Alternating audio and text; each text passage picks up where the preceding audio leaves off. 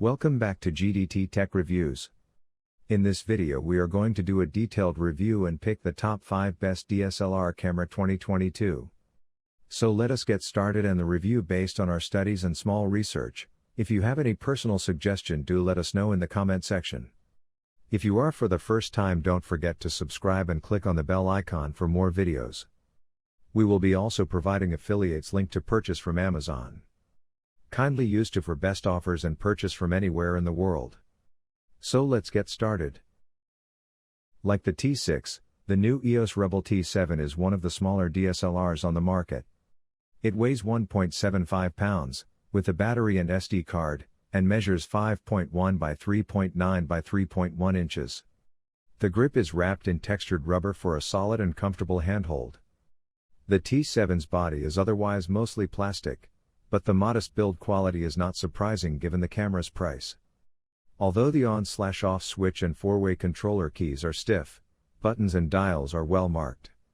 External controls provide one-touch access to the most important shooting parameters, such as ISO, white balance, focus and drive modes. In combination with the quick menu, Q button, you'll rarely have to go into the full menu system. But if you do, you'll find that the internal menu is logically arranged in color-coded categories for shooting, playback and setup. There's also a My Menu option for saving and accessing a group of up to 6 of your most used settings. The camera's pop-up flash covers a distance of up to 30 feet, but it's most effective if your subject is within 15 feet. If you need more light, you may want to pick up an external flash. Flash exposure compensation is available for the in-camera and accessory flashes and comes in handy if you need to adjust the exposure. Both the optical viewfinder and the 3-inch LCD are relatively bright and clear, though the display is fixed and lacks a touchscreen. During testing, I didn't miss either feature, but if they're important to you, check out the $800 Canon EOS Rebel T7i kit, which has both features, among other upgrades, and an 18 to 55mm lens. Canon's EOS Rebel series has long been a favorite of those who want an affordable but capable DSLR. The T7 continues to deliver good image quality for a camera in its class. Under well-lit conditions, the camera consistently produced pleasing results, almost guaranteeing success straight out of the box. The T7 handled high ISO settings more competently than expected, with high ISO and long exposure noise reduction turned off. You'll have to go into the setup menu and select custom functions to access these settings. Noise was well under control, and details were generally kept intact up to ISO 6400, as you can see from the sample images below. Extend the ISO to high, 12800, and image noise and softening become much more noticeable, although photos shot at this ISO should look fine if kept small for online sharing. The Nikon D850 is a 24-megapixel entry-level DSLR with an APS-C CMOS sensor that is cheaper, lighter, and has a longer battery life than the D3400 that it replaced. It was designed with the new photographer in mind and features a guide mode that will essentially teach you how to shoot in various situations. The D3500's guide mode puts it into an easy-to-use space in the market. This mode makes it easy to tell the camera what kind of scene you are trying to capture and essentially teaches you the basics of photography, such as shutter speed, aperture and exposure compensation along the way. This is a camera that a brand new photographer can pick up and start making decent pictures without a steep learning curve. Face detection AF only works in live view mode, where the rear screen is used to frame up your photo, instead of the viewfinder, and although it reacts quickly in sunny conditions, indoors it got laggy, seemed to have trouble keeping up. There is no touchscreen functionality on the 921K LCD screen, which can be a little frustrating if you're used to shooting mirrorless or with a phone. Another unfamiliar, but minor, annoyance could be that the optical viewfinder only covers 95% of the frame. It's pretty standard for an entry-level DSLR like this, but means it's hard to precisely judge what is and isn't in the edges of your photo. As far as features go, the specs for the D5600 are pretty much identical to those of the D5500. Resolution remains the same at a decent 24.2 MP, with the APS-C sized CMOS sensor again shunning an optical low-pass filter in the quest to pull out even more detail from the data recorded.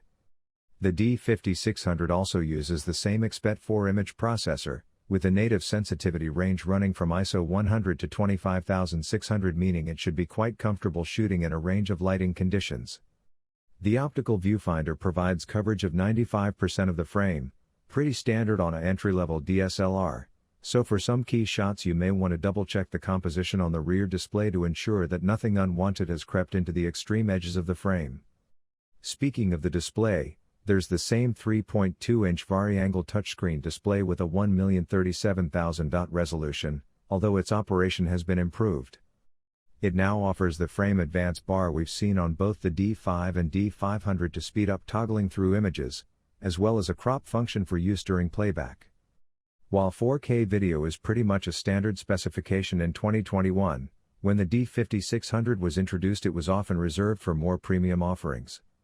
As such, you won't find it here, with Nikon sticking to 1080p capture.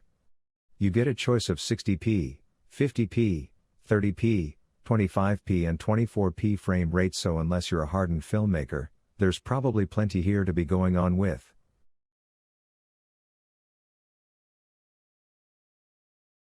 The EOS 90D has an unashamedly meaty feel. We're constantly being told how mirrorless cameras are lighter, smaller and more comfortable to carry around than a DSLR, but the Canon counteracts that with its own qualities.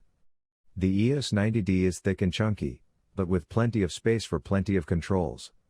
Its smoothly contoured profiles and grippy textured surfaces give your hands and fingers more surface area and leverage. Paradoxically, this larger and heavier camera is more comfortable to carry around one-handed than many mirrorless cameras half its size.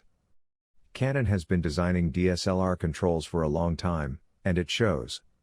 The twin dial setup has a narrow knurled wheel on the top of the grip and a second dial on the back of the camera around the four-way D-pad.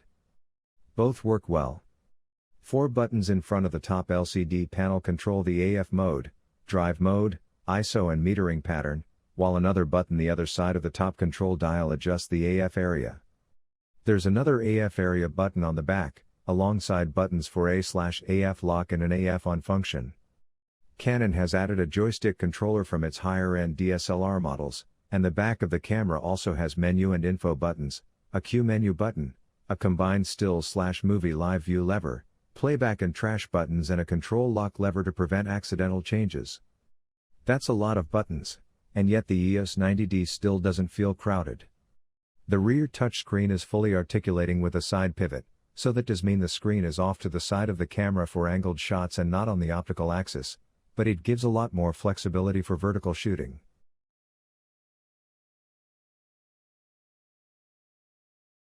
The Nikon D850 is Nikon's latest high-resolution full-frame DSLR, boasting a 46MP backside illuminated CMOS sensor. But, in a fairly radical departure for the series, it is also one of the company's fastest shooting DSLRs.